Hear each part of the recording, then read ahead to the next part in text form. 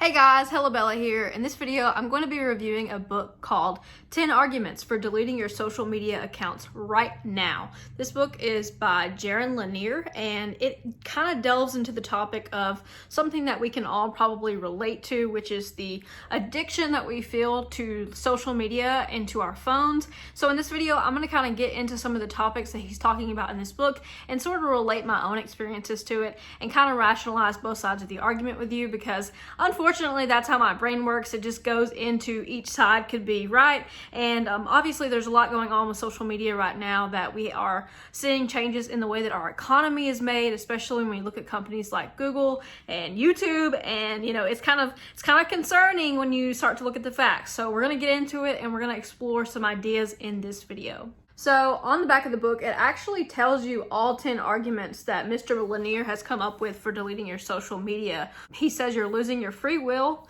Social media is making you into an asshole, undermining truth, making what you say meaningless, it's destroying your capacity for empathy, it's making you unhappy. Social media does not want you to have economic dignity, making politics impossible, and last but not least, social media hates your soul. So the book is actually really funny, and it's short. It's really short, but it's really there's a lot to unpack. I know it took me about a week to read it because I didn't want to read it too quickly because I was really trying to absorb the information that I was reading. And one of the things about reading a physical copy of a book, I feel like, is you can go through and highlight things, and that's kind of what I did here. I highlighted some things that, you know, were kind of the most concerning to me. One of the arguments he makes is that advertisers are now basically manipulating people to make behavior changes.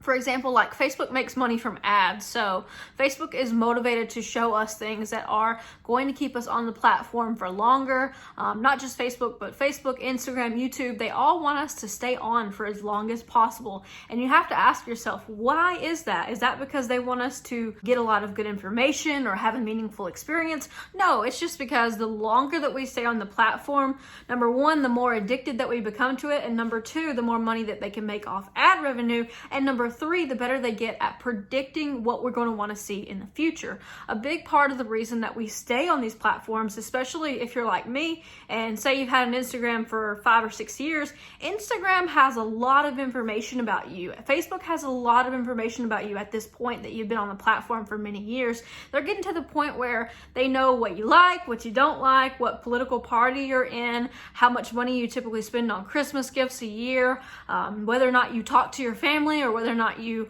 are living in a rural area or a city, whether or not you are open to the idea of placing online orders. I know some people who are targeted more for software than they are for products, like physical products, especially me. I get targeted a lot for tools that I could possibly use on YouTube or for different tools for Amazon because I'm an Amazon seller. One of his main arguments is that advertisers have changed the way that they do business, right? So in the past, if you're trying to sell a particular brand of cigarettes, you could run a TV ad for the cigarettes and people would watch it, and then some people would smoke cigarettes because they saw the TV ad over and over again, or maybe they already smoked cigarettes, but your ad just reminded them to go out and buy another pack. So the way that this model has changed is that when you run an ad for cigarettes and people watch it on TV, you don't necessarily have a way to keep track of who went out and bought a pack of cigarettes.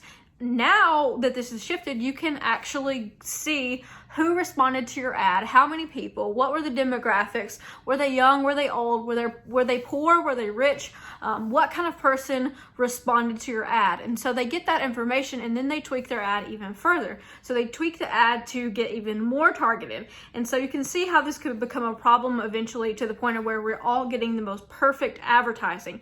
And it's already happening. The phones are listening to us. You know, if you can take a look at your ads that you've gotten, just kind of pay attention to the next 5 or 10 ads that roll across your screen. Some of them you don't even realize are ads, because the way that our brains are working, they're so used to scrolling as fast as possible that we don't even really take into consideration whether something is an ad or a post from someone that we actually chose to follow. And that's another point that I want to make. Like, you aren't choosing to see this information. Facebook is putting it in front of you and you are having to see it to continue using their platform. So this is another really concerning thing. Another thing that's kind of scary about it is that Facebook does not pick who their advertisers are, right? So they don't screen their advertisers. Their advertisers are not held to some kind of super high standard. Anybody can make a Facebook ad. So if I want to go make a Facebook ad targeting people in my local area and target only people who are a certain age, only people who make a certain income level, only people in a certain political party, and only actually people who are perfectly fitting for what I'm trying to advertise for, that is something that I can do. So when you take into consideration all of the unethical companies out in the world, it really becomes scary. For instance, people who are preying on, like, say, depression or anxiety, maybe they're selling a placebo pill or something that is not really useful, and they're preying on these people who don't necessarily understand that, you know, the pill is not real. Or even people who, I've had instances of older people who, like, for instance, my own grandmother doesn't really understand that, like, if she gets an ad for a new restaurant opening up, she just sees it scrolling across her feed. She doesn't really realize the difference between an ad and a post. So, you know, it's not something that the older generation has yet been trained to interpret, and that's not really their fault. It's just the fact of the matter of, like, they're not used to as much of deceptive advertising as, I guess, someone who is younger would really understand. Here's a concerning part that I highlighted. It says the business plan is to sneakily take data from you and make money off of it. Look how rich these companies become, and remember that their wealth is made entirely of the data that you gave them. Basically, their business model is let us spy on you, and in return, you'll get free services. So I said this in a previous video, but basically, if the product is free, you are the product, my friend. So unfortunately for us, that means all social media is using basically us and our data to continue to make themselves richer. This is why we have the huge problem right now with income inequality in the United States and really all over the world, where the wealth is so unevenly distributed among, like, there's top 1% of people, and then the rest of us are all trying to scrape by in order to just make a decent living for ourselves. And so that is another thing that is a huge ethical concern that is being brought up in this book. But just kind of take a look at the information that you give your phone on a daily basis. You know, you told it what time you woke up. You told it which apps you checked first. It knows how much time you spent on each app. Have you ever looked at your screen time? I look at my screen time once a week, and quite frankly, it's concerning how much time I spend just on Instagram, Facebook, Reddit, YouTube, and even TikTok now. I spent 5.5 hours in the last 7 days on TikTok, and it doesn't feel like 5.5 hours because, you know, I might look at it for 20 minutes and start laughing, or I might be able to look at some workout videos, or I might even be making my own TikTok. But somehow 5.5 hours has gone by of my week that was essentially meaningless because it just got lost into the void. And I don't mean to be saying that it's pointless for us to be consuming social media, because in a lot of ways it can be fulfilling. It can connect us to other people. We can learn about ourselves, the things we like, the things we don't like, the things we stand for. That actually reminds me of another point that he makes in the book, which is that social media is basically, they want us to react, and the easiest way to get someone to react is to upset them, right? It's not to make them happy or agreeable, it's to trigger them. So they are constantly showing things that scroll across your feed that are going to upset you, and Facebook is notorious for this. Maybe you've gotten a Facebook feed where there are 30 comments, and it's something that's going on in your hometown, and there's 30 comments, and there's a bunch of drama, and someone's spilling the tea, and so said this, and this business owner did that, and that happens constantly in my area. Why do you think that gets pushed to the top of your Facebook feed? It's not because it's the best post. It's because people are reacting to it. People are interacting with one another, and people are coming back to check the app just to see what happened in this particular instance. So that is another thing. They're training your behavior to essentially go back and check it over and over and over again. I know one of the best things that you can do if you're not going to quit social media, like me, plot twist, I'm not going to quit, but one of the best things that you can do personally is to turn off your notifications. I personally don't have any notifications turned on except for like Facebook Messenger, because I talk to my mom on there, and then I have my text messages and calls.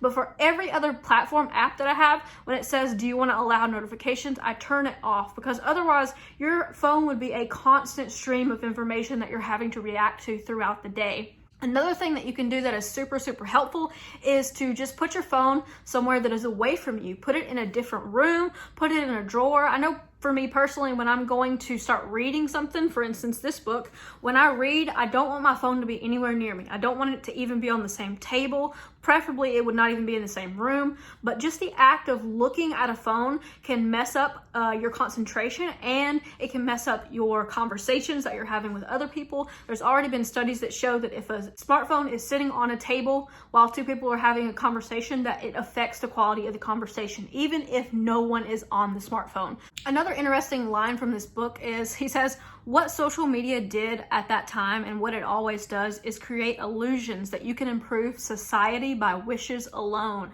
Just let me unpack this statement a little bit. So we are all really big on how can I support what I support and be loud and proud about whatever I'm into. If you're a liberal, you're conservative, you're LGBT, you're Black Lives Matter, any of that, how can I support that? And how can I show everyone that I support it? And how can I, basically put other people down who don't believe what I believe? That's a big part of what Facebook and Instagram does. Like, it makes us these social justice warriors who are obsessed with showing how we care about something, yet so many of these people who make these posts have never gone to a protest, have never volunteered in their community, have never even read a freaking book on something that they may be interested in. They're just posting about it because it becomes relevant, and it's almost trending to believe certain things in this day and age. It's almost like it's like social capital just to post about certain things, and it's really concerning how we equate like value with a post. Like, oh, they posted a black tile on their Instagram, they must be an ally. Like, well, has this person ever said anything? Has this person ever done anything?